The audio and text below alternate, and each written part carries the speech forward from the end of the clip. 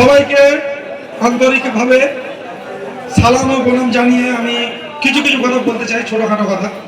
এমনিতেও জানেন রাস্তায় আমার উপর কত অত্যাচার হয়েছে, যার জন্য গলাটা বসে গেছে। তবুও এমনকি আমাদের এখানকার পুলিশ এমন অত্যাচার করেছে, আমাদের দাদাকে আমরা ধরে রাখতে পারছি না, আমার দাদার উপরে এতভাবে অ্যাটাক করছে। তা সত্ত্বেও আমরা সেখানে অনেক এ করে আমরা বাড়িতে ফিরেছি। এখনো বাড়িতে ফিরিনি, ঘটবুকে আমরা এখানে আছি। তো বাড়ি থেকে আমাদের নানান ওখানকার যত টিএমসি নেতারা আছে সবাই রাস্তায় বসে আছে আমাদের উপরে অ্যাটাক করার জন্য। তাই আমার সব বন্ধুদের কাছে অনুরোধ যে এবারের লড়াইটা এমন হবে যেন প্রত্যেকটা টিএমসি কর্মীদের আমরা খুঁজে খুঁজে ক্যারেক্টার থেকে হারিয়ে এখান থেকে আমরা বিদায় দেব।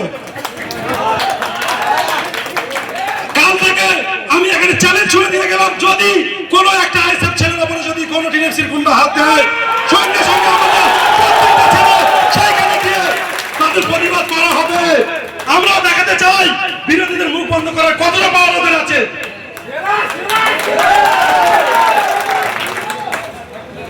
আমাদের উপরে আমি যেখান থেকে নমিনেশনে গেছি, আমি কিন্তু একটা টিএমসির বড় নেতার ভাই, টিএমসির একটা বড় নেতার ভাই, তা সত্ত্বেও আমাকে ফোন করে করে এমন ধমকি দেওয়া হচ্ছে, এমনকি বাড়ি গেলে আমাকে মেরেও দিতে পারে এমন একটা পরিকল্পনা করে রেখেছে, যেটা আমি বুঝতে পারছি। আমার ভাই মুক্তার শেখ, আমার ভাই হচ্ছে মুক্তার শেখ, টিএমসি জেলা পরিষদ, আমাকে ফোন করে করে ওনার ছেলেগুলোরা অনেক রকম ধমকি দিচ্ছে এবং আমার পরিবার সেখানে আছে। এখন আমি জানি না আমি বাড়িতে গেলে আমার উপরে কোনো অ্যাটাক হবে কি হবে। তো আমি সমস্ত পুলিশ কিংবা আইনের পদে যারা আছে তাদের কাছে আমি সাহায্য ব্যক্তি, এবং আমি বলছি যে আমার যদি কোনো রকম আমাদের উপরে অ্যাটাক হয় তার জন্য একমাত্র দায়ী থাকবে আমাদের দাদারা আর আমাদের ওখানে যত টিএমসির নেতা আছে তারা। প্রশাসন আমাদের কোনোভাবে হেল্প করছে না, তাই প্রশাসনের কাছে আমি দাবি রাখছি যে আমাদের দিকে একটু সুনজরে দেখা হোক। কারণ প্রশাসনের কি রূপ আজকে আমরা দেখে নিয়েছি রাস্তায়। আমাদের প্রার্থী আজকে আমাদের আইএসএফ মনোনীত প্রার্থী, তার উপরে যেভাবে পুলিশ দাদাগিরি দেখিয়েছে, সেই দাদাগিরির বিরুদ্ধে আমরা একসাথে লড়তে চাই। আমরা দেখিয়ে দিতে চাই, ওই চান্দ্রামের কুকুর সরকার বাংলাকে দেখিয়ে দিতে চাই যে আমাদের কত আমরা ভাইজানকে ভালোবাসি। আজকে কালিমপুরে গিয়েছিলাম আমরা নমিনেশন ফাইল করতে। আগের বারে যখন আমাদের দাদা ক্যানিং করবে রোড শো করতে যায়, তখন কি করেছে, টিএমসির গুন্ডারা প্রত্যেক লোকের বাড়ি বাড়ি বাইক নিয়ে ছুটেছে আর বলেছে তোমরা কেউ বাড়ি থেকে বাইরে যদি বাড়াও তোমাদের পরিণাম খারাপ হবে বলে ভয় দেখিয়ে রেখেছে। আজকে যখন আমাদের দাদা ওখানে নমিনেশন করতে গিয়েছে, রাস্তায় হাজার হাজার লোক দাদার থেকে হাত থেকে আশীর্বাদ করছে আর মুখে বলছে দাদা আপনার সাথে আমরা আছি। আমরা সরকার মোল্লাকে চাই না, আমরা চাই আইএসএফ। সবাই চিল্লা বলছে, একটাও কেউ ভয় করে না। 8 থেকে 80 এখন অব্দি কেউ ভয় পায়নি। টোটাল ক্যানিং পরিবার রাস্তায় আমাদের লোক আশীর্বাদ করেছে। আশা করি যে বন্ধুরা আপনারা সবাই একভাবে থাকবেন, ভালোভাবে থাকবেন, কেউ কোনো অশান্তি করার চেষ্টা করবেন না। আর যদি টিএমসির গুন্ডারা কোনো রকম অশান্তি করার চেষ্টা করে, ওরা যদি ইট ছেড়ে, আমরা কিন্তু ফাঁস থেকে রক্ত রাজনীতি চাই না, আমরা চাই শান্তির রাজনীতি। আমাদের ভাইজানের বক্তব্য হচ্ছে শান্তির বাণী, আমরা কোনো রকম রক্ত ঝরাতে চাই না।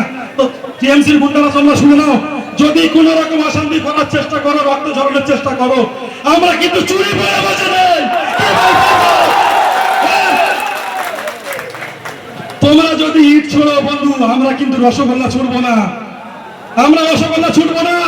তোমরা যদি ভাই ইট ছোড়ো, আমরা ছোট পাথর হলেও ছুটতে জানি, এইটা ভেবে রাখো। আমাদের আইএসএফ এর কর্মীদের উপরে, একটা কর্মীর উপরে যদি কোন রকম অ্যাটাক হয়েছে, আমাদের টোটাল আইএসএফ কর্মী সেই আগে ঝাঁপিয়ে পড়বে, সেই গুন্ডাদের কতটা মায়ের উঠেছে আমরা দেখিয়ে দেব। এই বলে আমার সামান্য বক্তব্য। আমাদের খেয়াল সবসময় ওদের উপরে থাকবে। যদি মনে করে কেউ মুস্তানি করবে, আমাদের জেনে রাখা উচিত ওদের, আমাদের মধ্যে সব তরুণ ছেলেরা আছে আইএসএফ এর, লড়াই করার জন্য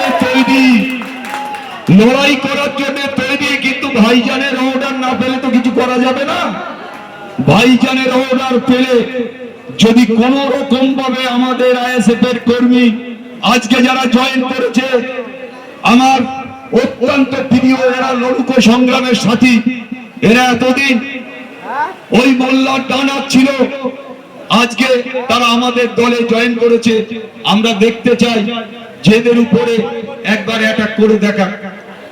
আমরা ক্যানিং তো যাবি, অন্য অন্য ভাঙড়ের লোক ওখানে গিয়ে হামাগুড়িতে পড়বে, এটা জেনে রাখতে হবে।